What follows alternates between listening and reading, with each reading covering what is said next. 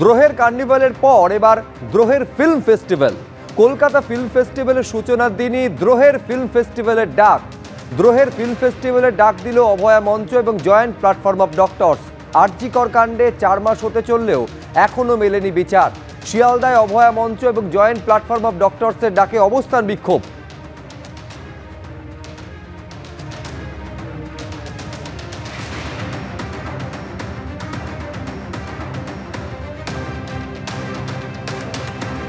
মনে করছি 9ই আগস্ট আমার মেয়েকে যারা খুন এবং ধর্ষণ করেছে তারা এখনো ঘুরে বেড়াচ্ছে। সিবিআই তাকে হুঁশিয়ারি দিতে এসেছি যে তোমরা তাদের খুঁজে বের করো, প্রকৃত দোষীদের ধরো।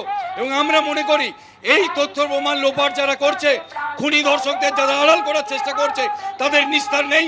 তাদের হুঁশিয়ারি দেওয়ার জন্য আজ শিয়ালদা করে এসেছি যাতে আমরা এই নাই বিচার পাই। শিয়ালদা আদালতে অভয়ার ধর্ষণ এবং হত্যার মামলা হচ্ছে, যে গতিতে মামলা শুনানি হচ্ছে এবং যে গতিতে মামলা শুনানি হচ্ছে এবং আমাদের নজরে যে ঘটনাগুলো ঘটছে, যে সিবিআই এর ওপর চার্জশিট দাখিল করাতে রাজ্য সরকার অ্যালাউ করছে না।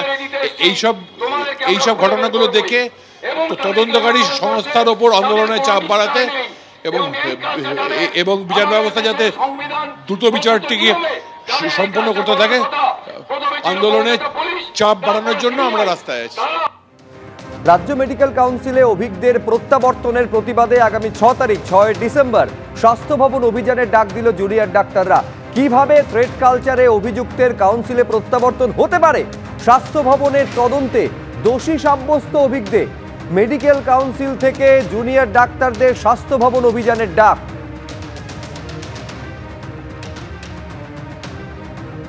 যে অভিজ্ঞদের বিরুদ্ধে এত অভিযোগ, স্বাস্থ্য ভবনেই তো তদন্ত কমিটি করে শাস্তির সুপারিশ করা হয়েছিল। তদন্ত কমিটির রিপোর্ট আপনারা সবাই দেখেছি, 32টি অভিযোগ ছিল।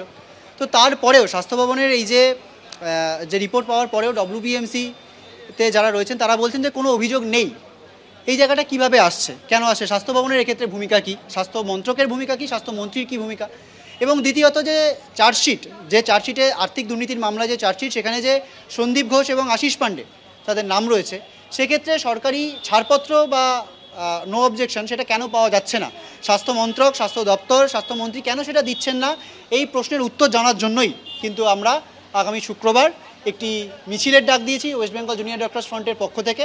থ্রেড কালচারের যে বিষয়টা নিয়ে আমরা কথা বলেছি এবং আমরা দেখেছি যে স্বাস্থ্য ক্ষেত্রে যে দুর্নীতি যাদের নাম এসেছে, মানে প্রমাণস্বরূপ না, মানে এরকম নয় যে আমরা বলছি বা কেউ একজন বলছে, তা নয়। তাদের বিরুদ্ধে প্রমাণ আছে এবং সেটার ইনভেস্টিগেশন হয়েছে।